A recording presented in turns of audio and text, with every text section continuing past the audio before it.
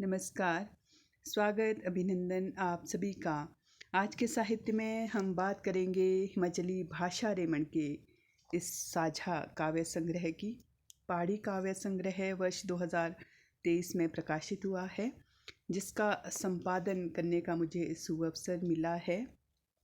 और इस पुस्तक की अगर मैं बात करूं तो इसमें बारां जिला के करीब 30 कवियों की रचनाओं को शामिल किया गया है और उन सभी साहित्यकारों, वरिष्ठ साहित्यकार, लेखक, कवि जिन्होंने अपनी रचनाएं भेजी, मुझ पर विश्वास किया, उन सभी का भी हार्दिक आभार और कि उन्होंने इस पुस्तक की शोभा बढ़ाई है। और इस पुस्तक का मूल्य 450 रुपये है और ये शिमला के किताब घर, अमेज़ॉन और फ्लिपकार्ट पर भी उपलब्ध है। यदि आप इसे खरीद कर पढ़ना चाहते हैं और हिमाचली भाषा को और ज़्यादा करीब से जानना समझना चाहते हैं, प्रत्येक ज़िला की जो मधुर बोलियां हैं, मीठी बोलियां हैं, उन सभी को आत्मसात करना चाहते हैं, तो आप ज़रूर इस पुस्तक को पढ़ें। ये बहुत ही पठनीय है और आने वाली पीढ़ी के लिए एक जो है अपनी बोली के बारे में, अपनी भाषा, हिमाचली भाषा के बारे में जानने समझने का एक बहुत ही बढ़िया ये माध्यम हो सकता है, ऐसी मैं उम्मीद करती हूँ कि पाठक वर्ग जैसा अभी तक इस पुस्तक का रिव्यू रहा है, बहुत ही अच्छा रिस्पॉन्स रहा है। आगे भी सभी पाठक वर्ग इस पुस्तक को पढ़ेंगे जिनको भी हिमाचली भाषा के बारे में और ज़्यादा जानना समझना है। तो मैं यही उम्मीद करती हूँ कि आप इसे ज़रूर खरीद कर पढ़ेंगे।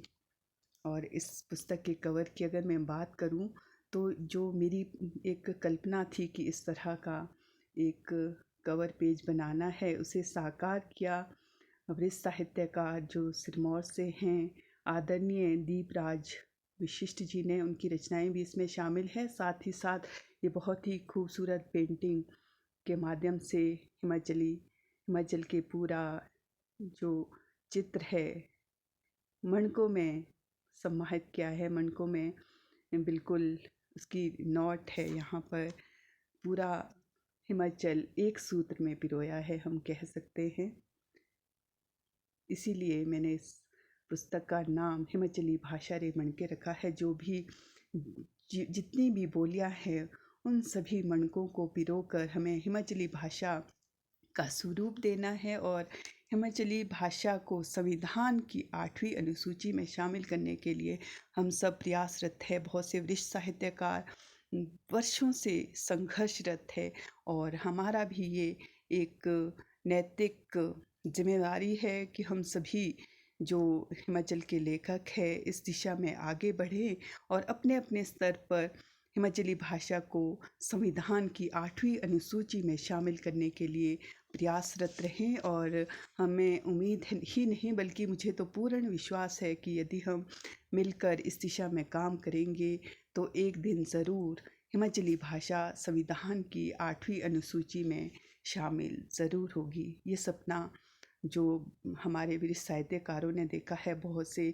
बुद्धिजीवी हैं, जो जनमानस है इस दिशा में आवाज़ उठा रहे हैं, हमें उनकी आवाज़ बनना है और सभी को मिलकर हिमाचली पहाड़ी भाषा को संविधान की 8वीं अनुसूची में शामिल करने के लिए हमेशा प्रयासरत रहना है। बात करूं इस पुस्तक की तो इसमें जो है हिमाचल के, जैसा मैंने पहले भी बताया, करीब 12 ज़िला के 30 कवि इसमें शामिल है। इसमें एक बहुत ख़ास बात ये है कि इसमें कवियों के जो उनका साहित्यिक परिचय है उसको भी मैंने शामिल किया है। और इस पुस्तक को मैंने समर्पित किया है अपने पूजनीय पिता स्वर्गीय श्री कमलानंद शर्मा और माता जी स्वर्गीय श्रीमती तारामणि शर्मा जी की याद में। सपुत्र आयुष और हिमाचली पहाड़ी भाषा के संरक्षण और संवर्धन में सक्रिय साहित्यकारों, बुद्धिजीवियों और सभी पाठक वर्ग को ये पुस्तक मैंने समर्पित की है। एक छोटा सा प्रयास है अपने स्तर पर कि मैं हिमाचली भाषा के संरक्षण और संवर्धन की दिशा में कुछ काम कर सकूं, कुछ समाज के लिए अपना योगदान दे सकूं। तो ये योगदान जो है हमारे जो साहित्यकार हैं, लेखक हैं, युवा हैं, चाहे वो वरिष्ठ साहित्यकार हैं, उनके सहयोग के बिना ये बिल्कुल भी मुमकिन नहीं था। उन सभी ने विश्वास करके मुझे जो है अपनी रचनाएं भेजी, उनको एडिट करना इतना जो श्रम साध्य काम था, लेकिन जो मैंने एक बार ठान लिया कि नहीं, मुझे ये काम करना है, तो एक तय समय में ये काम करने का मैंने प्रयास किया और ये पुस्तक आपके समक्ष अब पाठकों के हाथों में है कि वो इसे किस तरह से देखते हैं और किस तरह इसका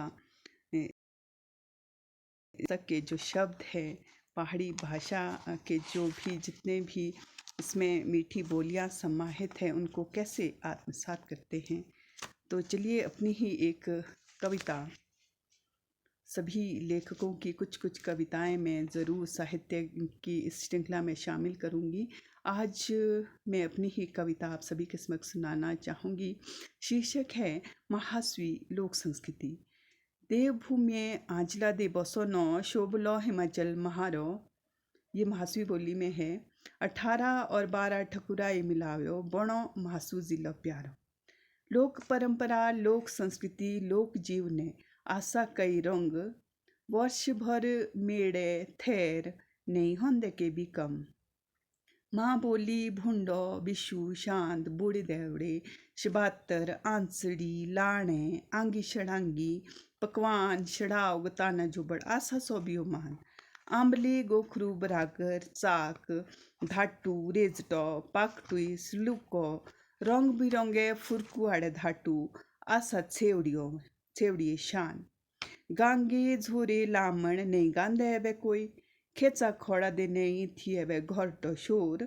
चूल्हे आगे दे तोप दे रिश्ते चिट्ठी पत्री भरी पुराने शब्द जण की कहानी उखड़ एबे हुए बीते दहड़े गोल। एबे ताओ रेडीमेड मॉडर्न जमाना। एबे ताओ रेडीमेड मॉडर्न जमानो छोटू छोटी आशा एबे बड़े एजुकेट डिग्री हाथा दे पायो नहीं होंदे कि इंटरव्यू ले के भी लेट। साजे धेड़े देव नुकाए और जुकोरो सारो इलाको गा देवे गुणगान ढोल नगाड़ो नरसिंगो आशा लोक संस्कृति पहचान। नौवे छोटू छोटी ले मैं बस इतरो ही बोलना चाहूँ। नौवे छोटू छोटी ले मैं बस इतरो ही बोलना चाहूँ। ना पढ़ो ना शे चिट्टे चौकरा दे ना करो आपू बर्बाद। आमा बापू ए फिक्र करो जॉय आशा जिंदगियों सार।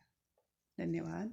तो ये थी साहित्य में आज कुछ चर्चा इस पुस्तक के बारे में, और भी हम बात करेंगे, लेकिन आज के लिए बस इतना ही। धन्यवाद। नमस्कार।